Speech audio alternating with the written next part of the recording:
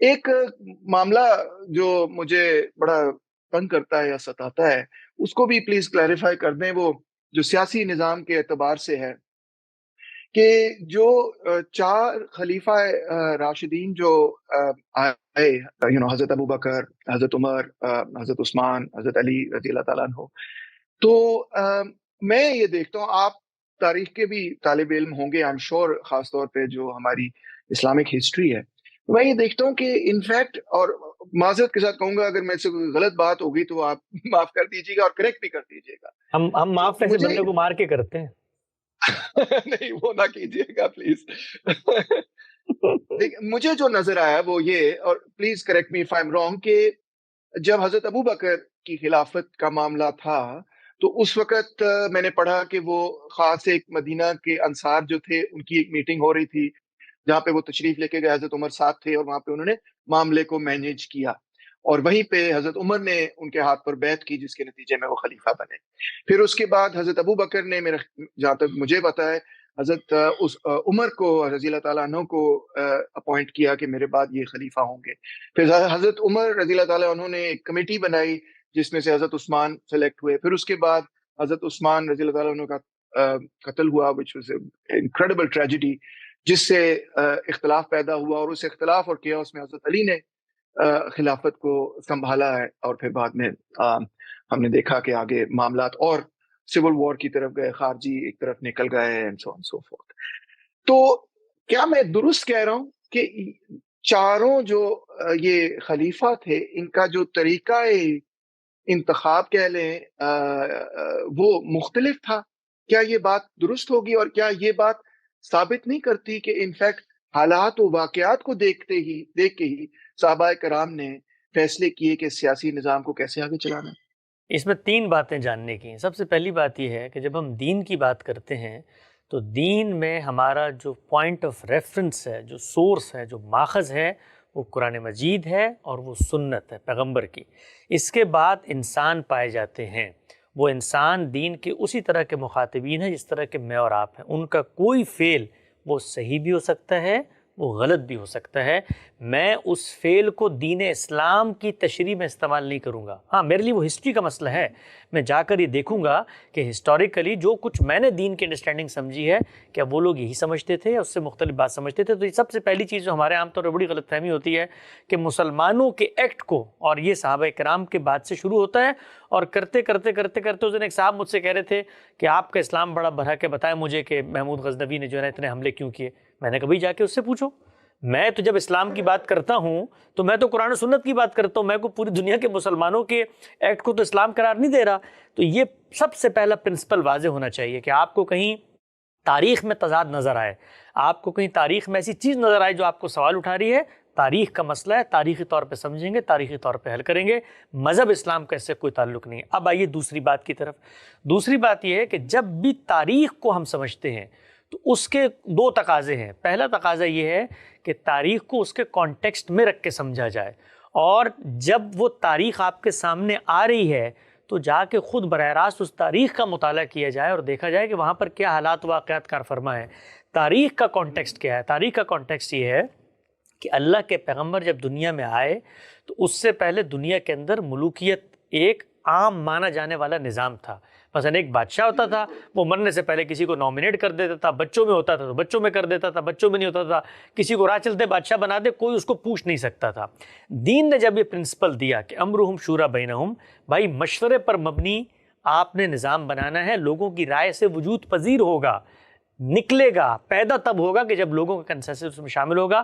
اب سوال یہ پیدا ہوا کہ کنسنسس حاصل کرنا ہے، یہ ایک دنیا کا تقاضا ہے کہ کیسے حاصل کیا جائے گا. آج تو میں جاتا ہوں نا ووٹ میں لائن لگ میں دے دیتا ہوں، اس زمانے میں کیسے حاصل کیا جائے گا کنسنسس؟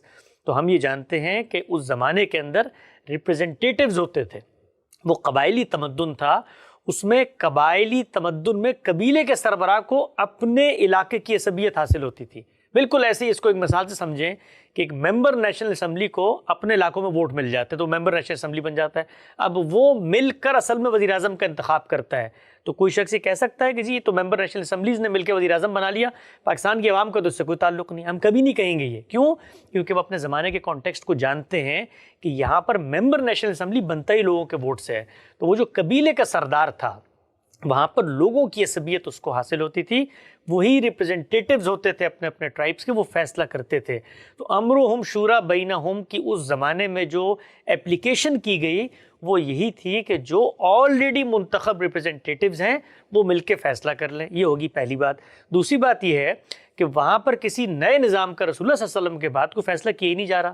اللہ کے پیغمبر کی حکومت ہے وہاں پر, آپ سربراہ ہیں حکومت کے, آپ یہ بتا رہے ہیں کہ جی میرے بات مجھے لگ رہا ہے الائمۃ من قریش, یہ جو قیادت اور سیادت ہے نا یہ قریشی میں رہے گی. بالکل ایسے ہی ہے کہ جیسے پیپلز پارٹی کی حکومت تھی, پرائم منسٹر کو نااہل کر دیا سپریم کورٹ نے, اب عوام فیصلہ نہیں کریں گے, پارلیمنٹ بھی فیصلہ نہیں کرے گی. کون فیصلہ کرے گی؟ پارلیمانی پارٹی, پیپلز پارٹی فیصلہ کرے گی کہ اگلا کینڈیڈیٹ کون ہوگا ہمارا, اور اس کو وہ تصویب دلوا دیں گے سوسائٹی سے, معاشرے سے, پارلیمنٹ سے, اور وہ ان کا پرائم منسٹر بن جائے گا.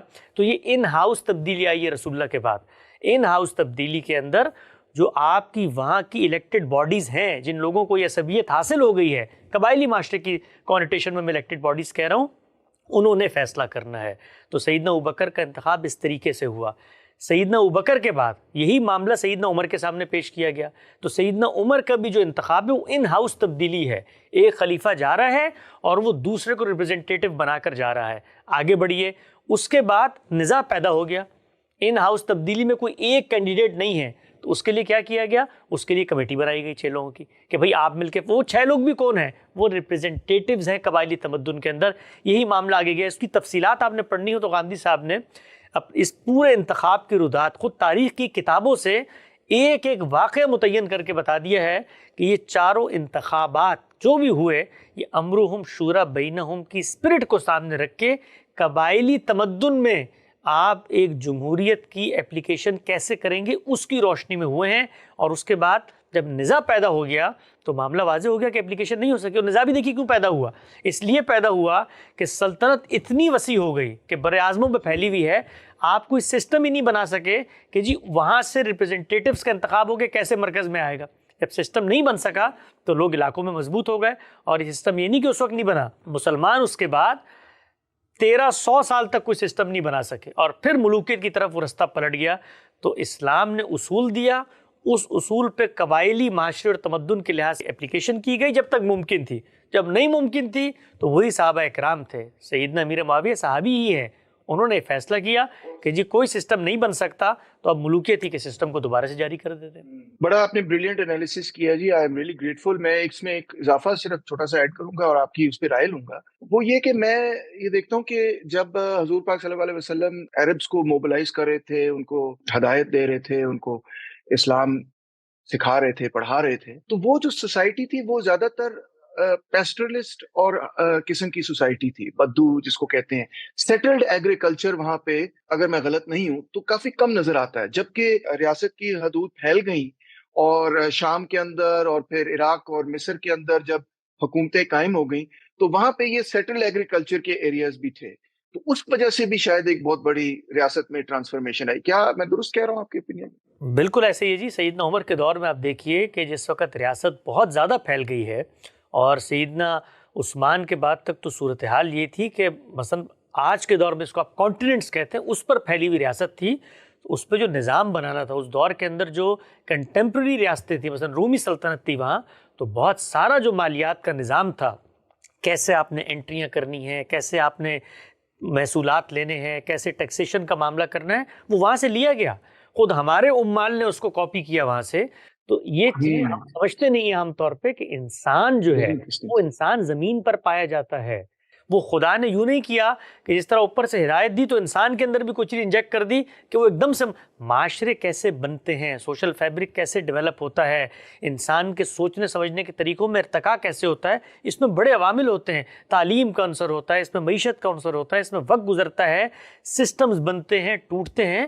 تو ایک بدوؤں پر مشتمل قبائلی سوسائٹی کے اندر اللہ کے پیغمبر مبعوث ہوئے, میں تو اس کو معجزہ سمجھتا ہوں کہ وہاں پر رہ کر کم سے کم 4 ڈیکیڈز تک آپ صلی اللہ علیہ وسلم کی ہدایت کے نتیجے میں کچھ نہ کچھ اس اصول کی اپلیکیشن میں اطلاق ہوتا رہا. یہ بھی عملاً ناممکنات میں سے تھا. صحیح بات ہے, ایبسولوٹلی رائٹ. اور دیکھیں کہ وہ بالکل ہی پیسٹرلسٹ قسم کی سوسائٹی پھر جو ہے دنیا کی ایڈوانس سوسائٹی بن گئی, اور عربز جو ہیں وہ سائنس اور ٹیکنالوجی اور ہر چیز کے اندر وہ کہاں سے کہاں پہنچ گئے, پورے کے پورے ایمپائرز انہیں توڑ دیے. میں تو سمجھتا ہوں یہ سارے کا سارا کریڈٹ حضرت محمد پیس بی اپون ہم کو جاتا ہے کہ انہوں نے جو ایک سلسلہ شروع کیا, it was absolutely revolutionary and phenomenal in my opinion.